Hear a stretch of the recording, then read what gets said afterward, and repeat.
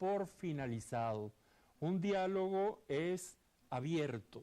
Un diálogo puede llegar a varias conclusiones que sirvan inclusive para llegar a acuerdos fundamentales para después comenzar los debates en el cual se va a confrontar ya con otra idea. Decía al comienzo que después que un diálogo se hace, los debates son mucho más ricos porque hay todo un marco de verdades comunes que se respetan y también va a terminar en negociaciones. Esto es bien importante porque entonces el diálogo va a cumplir una finalidad. Y el otro, que nos vamos a quedar unos momentos aquí, es que el diálogo se da entre personalidades interdependientes. Me explico. En la evolución humana, en nuestra caracterización de los seres humanos y de los grupos que conformamos, sin que uno sea menor que el otro, ni uno tenga más importancia que el otro, existen las víctimas. Las víctimas son personalidades que no tienen poder porque no lo tienen, porque no lo saben o porque no se atreven a utilizar su poder. Están los victimarios, que son generalmente los que se valen de las debilidades de las víctimas para imponer. Está también el superviviente, que ha roto todas las relaciones porque se mueve en un medio ambiente muy inhóspito, en el cual todo va en contra. Y están los independientes, que es una caracterización en la cual hay la competencia, el querer ganar, y generalmente cuando uno describe todo esto, uno no se imagina un diálogo con todas estas características entre una víctima y un victimario. No existe un diálogo de esas características. No existe ni siquiera un diálogo entre dos víctimas. ¿Cómo sería el diálogo entre dos seres con poco poder, que no tienen sensación de poder, que no tienen capacidad para ejercer poder? Es un diálogo que queda con muchos defectos. Un diálogo de supervivientes, el superviviente está más pendiente de sobrevivir que de establecer luchas o de discusiones para encontrar las verdades. Es una inteligencia muy rápida, es la inteligencia reactiva. Inclusive entre los independientes, y esto quizás es un diálogo que hemos evidenciado mucho en muchas partes del país, el diálogo de dos personalidades o dos o más independientes generalmente se transforma en un debate si no se tiene claridad de realmente lo que se busca. Entonces, el diálogo es una realidad entre dos personalidades interdependientes. ¿Qué quiere decir esto? Esto lo vamos a explicar en el próximo segmento de 5 y 1. Hoy hablando de esta realidad, que no importa que no haya oportunidades para el diálogo, pero esas oportunidades las podemos hacer todos y cada uno de nosotros. Ya regresamos.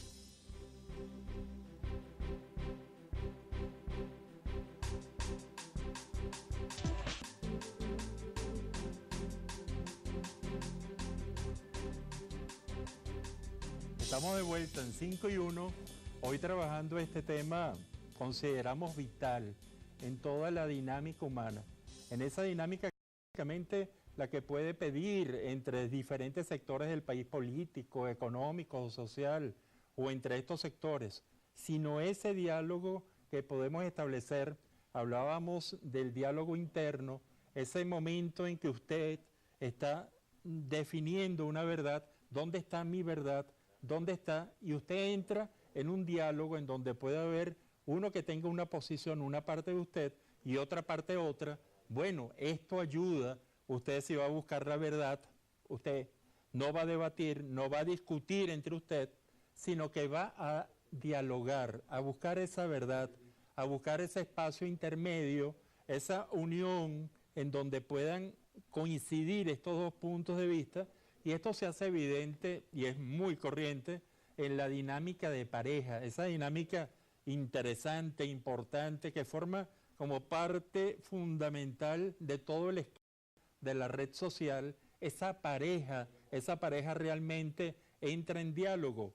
Cuando uno observa, y uno lo puede ver en la práctica, uno lo ve en las telenovelas, uno lo ve en el cine, esa incapacidad para encontrar la verdad, esa verdad compartida, el poner puntos de honor que hay que defender a como dé lugar, lleva a que la pareja, estoy poniendo la realidad de la pareja humana, esa pareja tan aparentemente compleja, pero que cuando se llega a la dinámica del diálogo, de esa falta de demostrar orgullo, de debatir, de demostrar que yo soy el que tiene la verdad y tú no la tienes, y pelear con el otro o discutir con el otro que piensa lo mismo, cuando uno encuentra ese diálogo, realmente está dando dos finalidades, y que son las finalidades del diálogo un poco más profundo que en encontrar la verdad.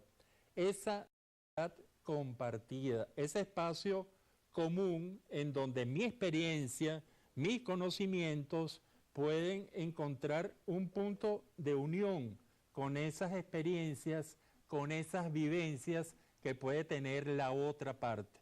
Esto es una experiencia, lo digo en pareja, lo digo en familia, en la conversación o en esos diálogos padre o madre, hijos, en esa comunicación intergeneracional, en esas comunicaciones profesionales, en esas comunicaciones de vista, en donde la mayor muestra de madurez está quizás en comprender que ninguno de nosotros, ninguno de los seres humanos somos dueños de la verdad absoluta, que todas las experiencias, sino que uno va a ese espacio milagroso muchas veces del diálogo. El otro es encontrar los puntos de coincidencia. Cuando uno tiene las verdades compartidas, ahí no se queda. Entonces, cuando tenemos con una de las características del diálogo, que es buscar esas verdades compartidas, entonces el segundo punto es buscar los puntos de coincidencia.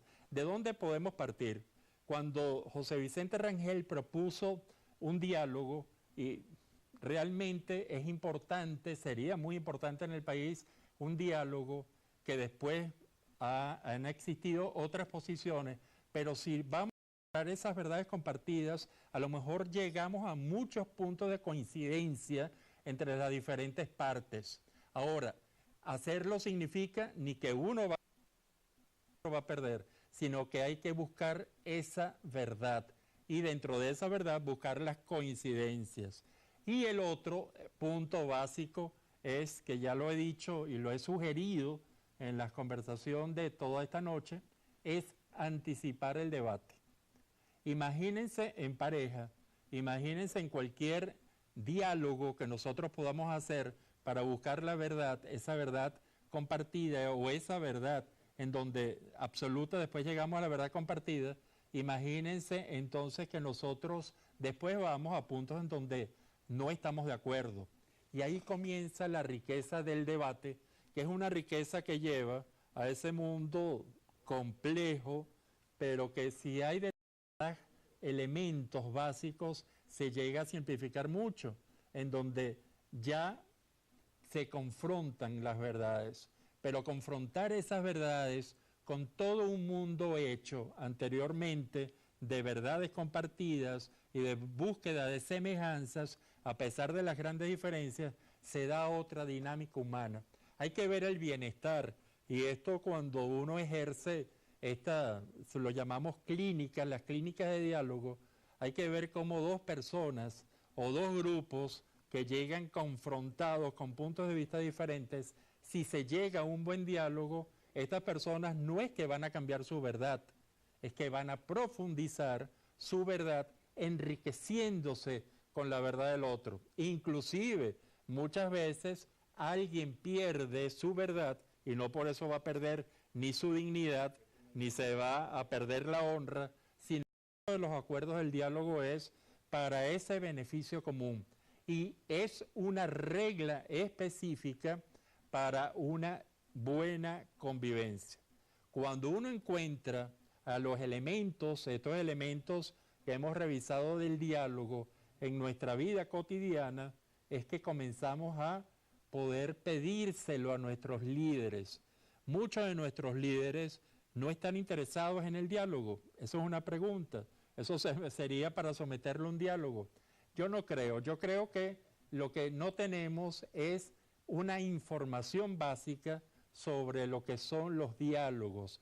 Aquellos diálogos que comenzaron desde hace muchos siglos y que han significado el crecimiento y la evolución del ser humano, y de pensar que cuántas situaciones de conflicto cuántas situaciones realmente que nos hacen daño pudieron ser evitadas con una simple dinámica de diálogo, una dinámica en donde nuestra madurez termina por saber aceptar que no tenemos la verdad o que no tenemos la verdad absoluta o que el otro tiene una mejor verdad que la que tenemos nosotros, o al revés, en el sentido de que el otro tenga, que nosotros tengamos una mejor verdad y que por eso no tengamos que humillar al otro. Bueno, en espera de que